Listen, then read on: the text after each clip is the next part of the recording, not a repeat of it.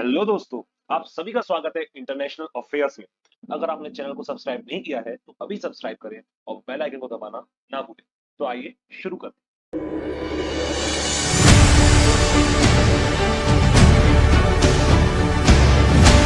आज का हमारा टॉपिक है आईएनसी, इंडियन नेशनल कांग्रेस।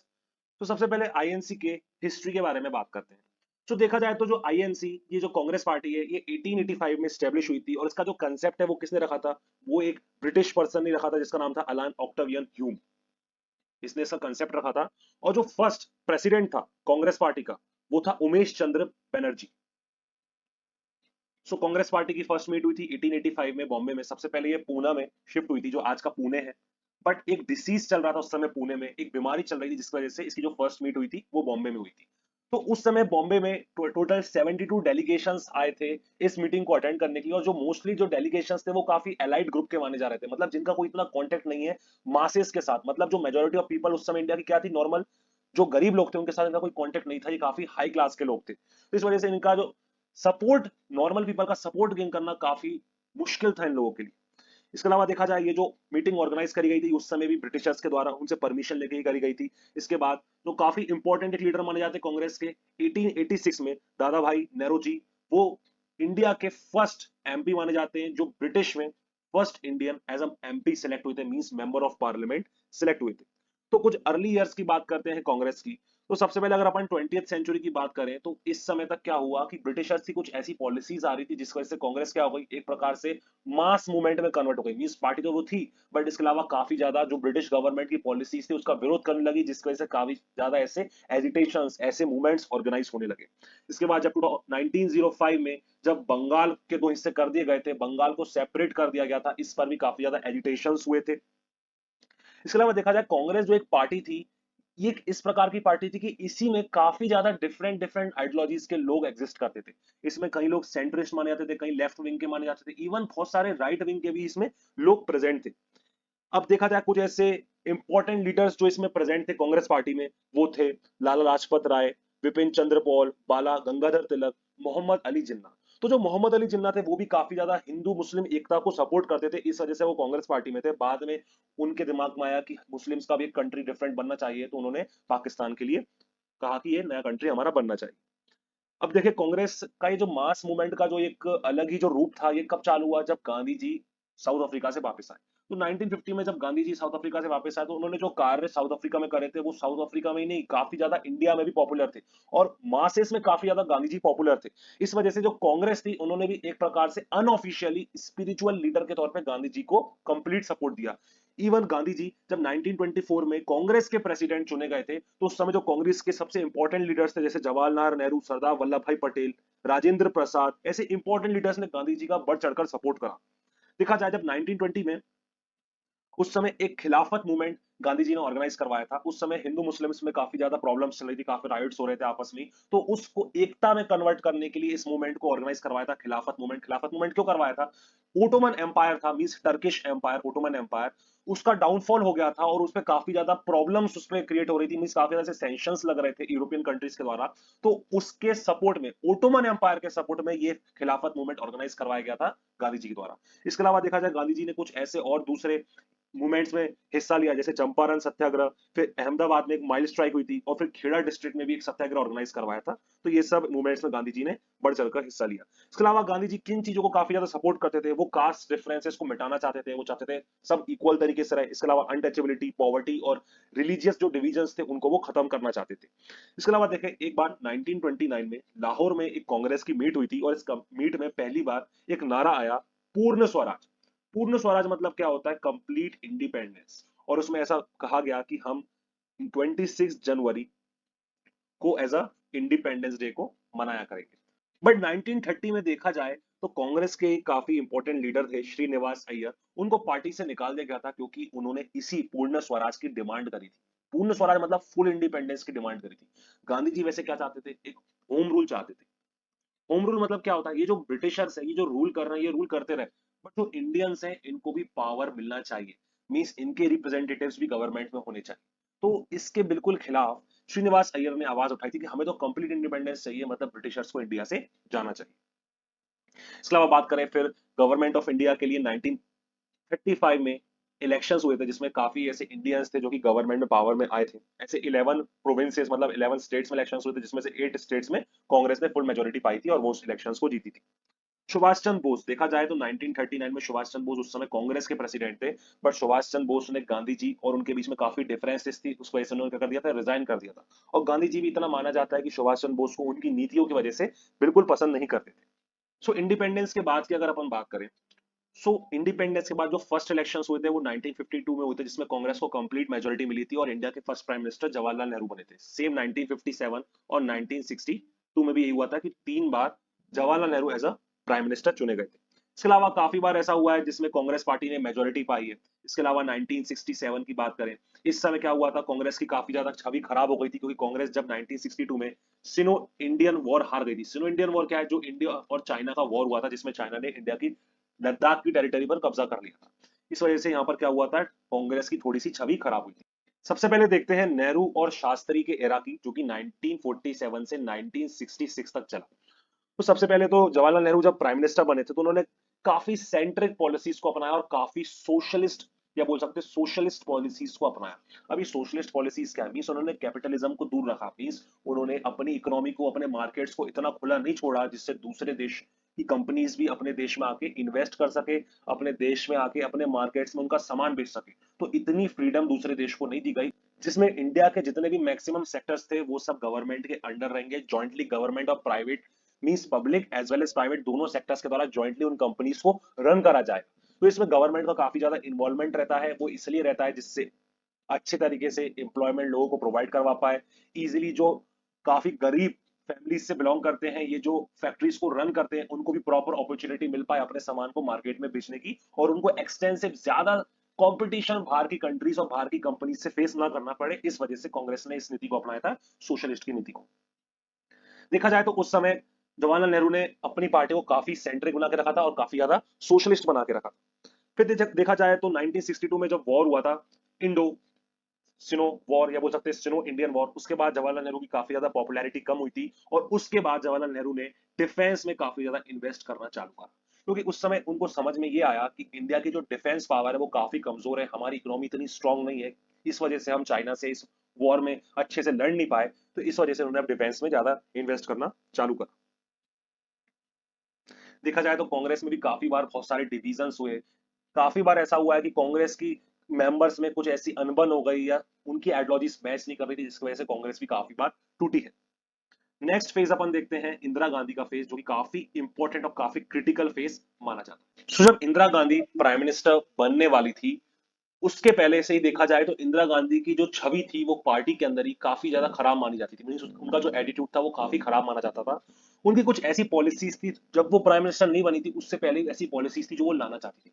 जैसे इंडिया के 14 ऐसे काफी बड़े प्राइवेट बैंक थे जिन्हें वो गवर्नमेंट के अंडर लेना चाहती थी। वही जो सोशलिस्ट की अपन बात कर रहे हैं, ये जो पॉलिसी होती है, इसी के थ्रू वो ये 14 प्राइवेट बैंक्स को पब्लिक बनाना चाहती थी। देखा जाए तो इनके इनडिसिप्लिन की वजह से इन्हें पार्टी से निकाल दिया गया था और कांग्रेस पार्टी दो पार्ट्स में डिवाइड हो गई थी। एक हो गई थी कांग्रेस ओ और एक हो गई थी कांग्रेस आर। तो जो नई पार्टी बनी थी ओ मतलब ओरिजिनल, और जो नई पार्टी बनी थी आर थी जो इंदिरा गांधी की थी। तो देखा जाए जो मैक्सिमम कांग्रेस के लीडर्स थे उन्होंने इंदिरा गांधी को सपोर्ट करा और वो इस पार्टी में आ गए, कांग्रेस आर की पार्टी। तो देखा जाए जब 1970 में वन में इलेक्शंस हुए तो लोगों को लग रहा था कि जो असली कांग्रेस की पार्टी है वो कौन सी है, ये कांग्रेस आर है। वैसे ओरिजिनल ये वाली थी, बट जो कांग्रेस पार्टी आ रही है ओरिजिनल है, क्योंकि इसमें ज्यादा number of MPs Indira Gandhi को सपोर्ट करते हैं इस पार्टी में। इस वजह से ये क्या हुई, इलेक्शंस को जीत गई। और इसके अलावा कांग्रेस पार्टी में इंदिरा गांधी ने कुछ ऐसे स्लोगन्स भी दिए थे जो काफी महत्वपूर्ण माने गए थे उनके इलेक्शन विक्ट्री के लिए, जैसे गरीबी हटाओ, काफी इंपॉर्टेंट ये स्लोगन माना जाता है। इसके अलावा उन्होंने एक और ये बात कही थी कि हम प्राइवेट पर्स ये हटा देंगे। अब ये क्या है, जैसे उस समय जब इंडिया था तो इंडिया में भी कुछ ऐसे ऑटोनोमस स्टेट्स थे जहां पर गवर्नमेंट रूल नहीं करती थी डायरेक्टली, वहां पर एक मोनार्क बैठा हुआ था, एक राजा बैठा हुआ था। तो इंडिया को उन राजाओं को हर साल कुछ अमाउंट ऑफ मनी देना पड़ता था हमारे देश से जुड़े रहने के लिए। हाँ, इंडिया उनके एक्सटर्नल अफेयर्स को मैनेज करता था और इंडिया उनके डिफेंस को मैनेज करता था, बट जो अंदर की पॉलिसीज होती थी वो इंडिया के हाथ में नहीं होती थी, वो डायरेक्टली उस राजा के हाथ में होती थी। तो इंदिरा गांधी ने बोला कि हम पायरी पर्स को हटा देंगे, मतलब जो हर साल हमें एक अमाउंट ऑफ मनी इन राजाओं को देना पड़ता है हमारे देश से बंधा रहने के लिए, हमारे देश से जुड़ा रहने के लिए, हम ये पैसे देंगे ही नहीं। और जो क्लियर इलेक्शंस करवाएंगे वहां पर उन देशों में कि आपको हमारे इंडिया में आना है, जनरल इलेक्शंस होंगे, अगर हाँ हो जाता है तो ठीक है, नहीं होता तो उनको अपन सेपरेट बना देंगे। सेम प्रकार से 1975 में सिक्किम को इंडिया में इंक्लूड कर दिया गया था, जब वहां पर एक इलेक्शन करवाया गया था और वहां के लोगों ने हैवीली इंडिया में ज्वाइन होने का कंप्लीट सपोर्ट करा था। इसके बाद देखा जाए इंदिरा गांधी का जो ये टेन्योर है, सबसे ज्यादा क्रिटिकल क्यों माना जाता है, क्योंकि इंदिरा गांधी के समय ही इमरजेंसी लगाई गई थी। क्या था, इंदिरा गांधी की पॉलिसीज की वजह से काफी ज्यादा क्या हो रहा था, काफी ऐसे एजिटेशन हो रहे थे, काफी ऐसे मूवमेंट्स हो रहे थे कंट्री में, जिस वजह से काफी ज्यादा माहौल खराब हो गया था। इस वजह से इंदिरा गांधी ने थ्रू प्रेसिडेंट इमरजेंसी इंपोज करवाई थी, और ये इमरजेंसी 19 मंथ्स तक चली। जब 19 मंथ्स के बाद इमरजेंसी 1977 में खत्म हुई, तो इसके बाद फिर जनरल इलेक्शंस कम करवाए गए थे।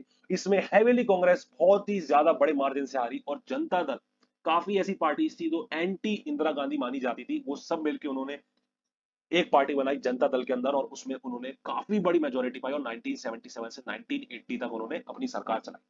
ये सरकार टूट गई कुछ डिफरेंसेस की वजह से हुई, इसके अंदर ही काफी ज्यादा पार्टीज थी, तो 1980 में फिर इलेक्शंस हुए, जिसमें फिर इंदिरा गांधी वापस पावर में आ गई। अब इंदिरा गांधी का जो टेन्योर है वो इसलिए भी क्रिटिकल माना जाता है, क्योंकि इसी में अपन बात करें, जो सिख राइट्स हुए थे वो इन्हीं के फेस में हुए थे।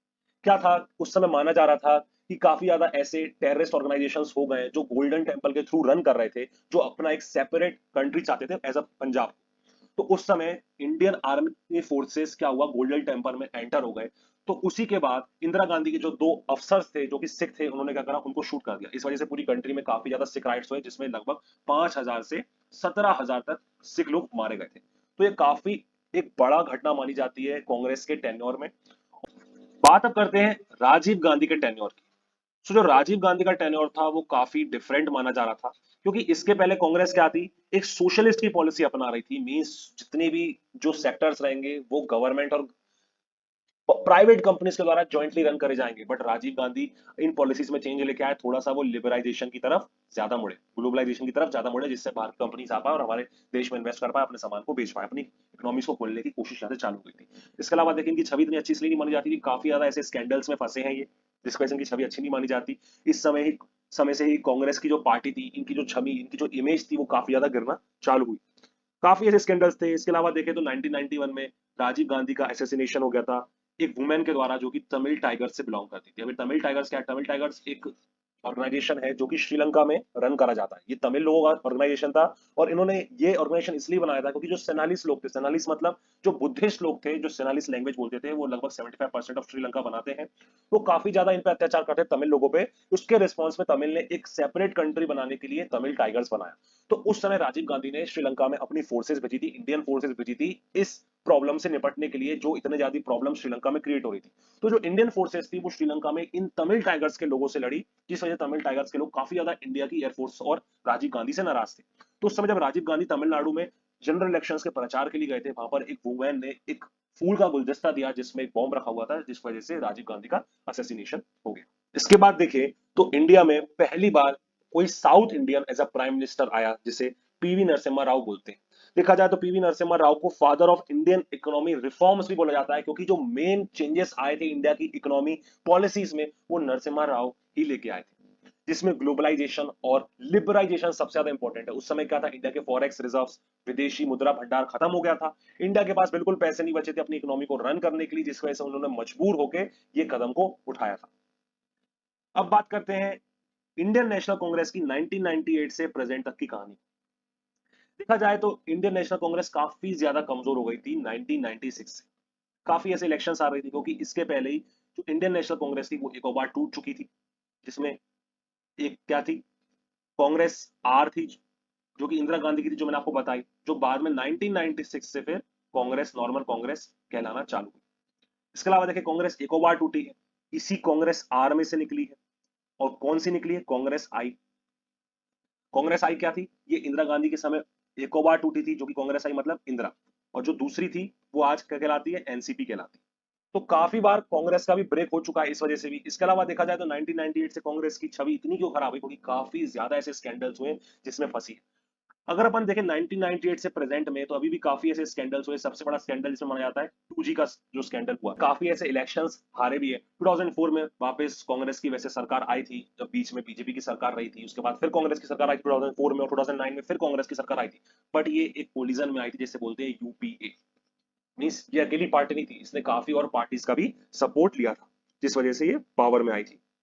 देखा जाए तो इसने ऐसी काफी ज्यादा इन्होंने पॉलिसीज लाए हैं जो नॉर्मल सोशल रिफॉर्म्स के लिए प्रेरित करती है, गरीबों की हेल्प करने के लिए उन्होंने ऐसी काफी पॉलिसीज बनाई थी। तो वो सब अपन आगे देखते हैं। इसके अलावा बात करें कांग्रेस के कुछ ऐसे जनरल इलेक्शन रिजल्ट्स की, तो आप ये जनरल इलेक्शन रिजल्ट्स देख सकते हैं। जो फर्स्ट इलेक्शन इंडिपेंडेंट इंडिया में हुआ था, फर्स्ट लोकसभा इलेक्शन, उन्होंने कितनी सीट्स दी थी? 364 जीती थी आउट ऑफ 489।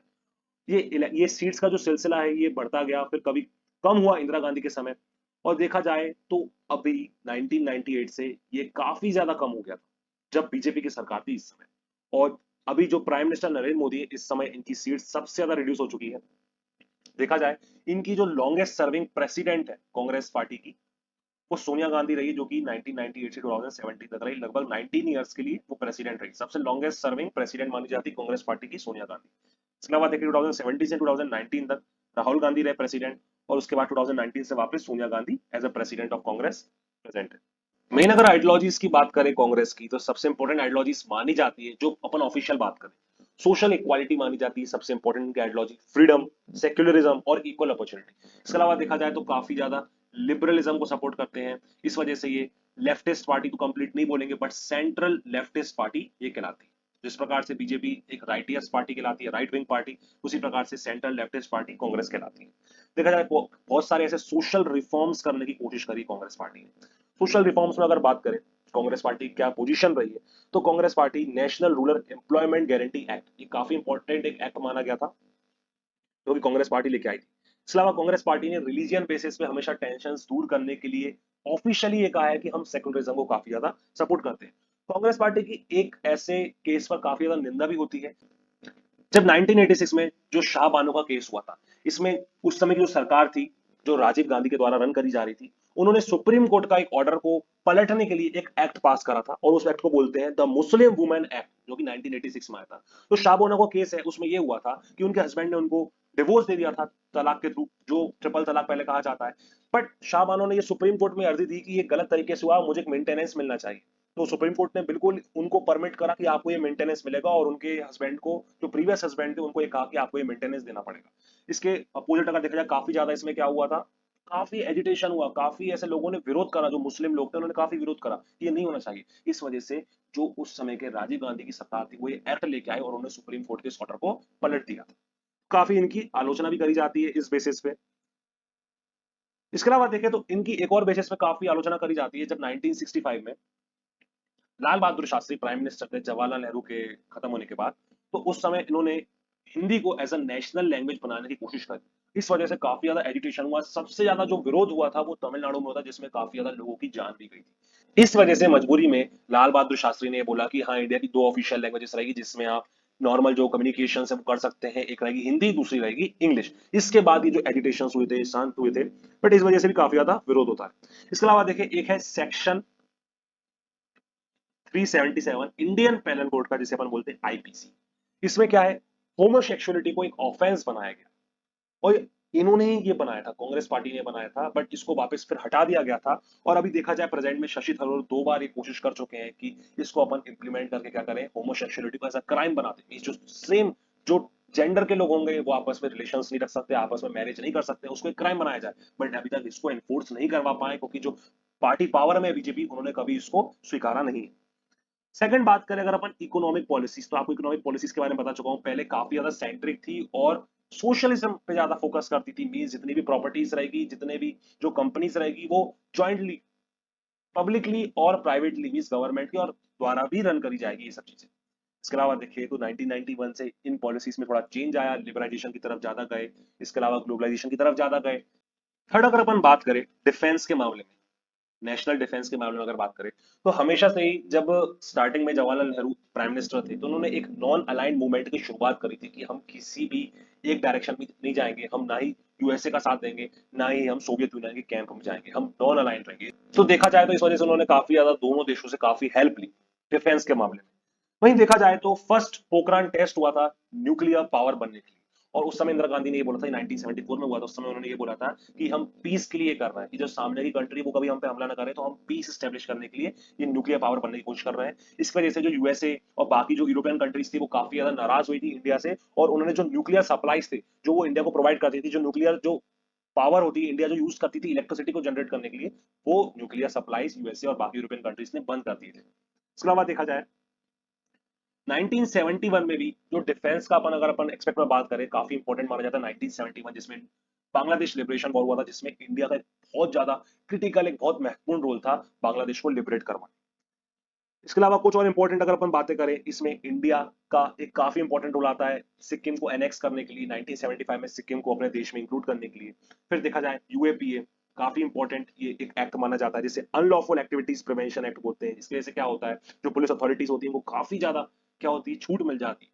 जो टेररिस्ट होते हैं, जो काफी ज्यादा फिल्टर करते हैं पाकिस्तान से, उनको टैकल करने के लिए यूएपीए लाया गया था। इसके अलावा टाडा, TADA, इसे क्या बोलते हैं, terrorist and disruptive activities prevention act, ये भी कांग्रेस पार्टी लाई थी। इसका बट बहुत ज्यादा विरोध भी होता है। क्यों विरोध होता है, क्योंकि इसमें जो पकड़ा जाता है क्रिमिनल, उसको बिल्कुल ही कम चांसेस मिलते हैं अपने गिल्ट को साबित करने के कि वो सच है या गलत है, तो उसे काफी ज्यादा कम चांसेस मिलते हैं। इवन इस एक्ट के थ्रू पुलिस के पास अथॉरिटी होती है कि अगर आप 24 घंटे में उस क्रिमिनल को कोर्ट के सामने पेश नहीं कर पा रहे, तब भी कोई प्रॉब्लम प्रॉब्लम नहीं, या थोड़ा ज्यादा टाइम भी एक्सटेंड करवा सकते हैं। तो इस वजह से ह्यूमन राइट्स के द्वारा काफी ज्यादा इस लॉ की आलोचना होती है। इसके अलावा देखा जाए टेररिज्म को टैकल करने के लिए एनआईए बनाया गया था। ये क्या माना जाता है, एक सेंट्रल इन्वेस्टिगेशन एजेंसी बनाई गई थी, जैसे अपन एनआईए मतलब नेशनल इन्वेस्टिगेशन एजेंसी कहा जाता है। ये टेररिज्म को टैकल करने के लिए बनाया गया था, जो कि 2008 में जो बॉम्बे ब्लास्ट हुआ था उसकी वजह से ये बाद में बनाया गया था। एजुकेशन और हेल्थ केयर के मामले में बात करें तो कांग्रेस पार्टी के टेन्योर में काफी ऐसे बड़े बड़े इंस्टीट्यूशंस बने हैं जो आज अपनी इंडिया में काफी इंपॉर्टेंट रोल प्ले करते हैं। जैसे All India Institute of Medical Sciences हुआ, IITs, IIMs, NITs, even NCERT की शुरुआत भी कांग्रेस के टेन्योर में हुई थी 1961 में, जो कि एक सोसाइटीज रजिस्ट्रेशन एक्ट के थ्रू एनसीईआरटी की शुरुआत हुई थी। इवन देखा जाए कांग्रेस पार्टी के टेनोर में नवोदय नवे जो विद्यालय जो स्कूल्स हैं जो कि हर डिस्ट्रिक्ट में आपको मिलेंगे, ये भी कांग्रेस पार्टी के टेनोर में इसकी शुरुआत करी गई। तो मुझे लगता है आपको इस टॉपिक का अच्छा नॉलेज हो गया होगा। तो मिलते हैं फिर अगले वीडियो में, तब तक के लिए tata bye bye and all the very best.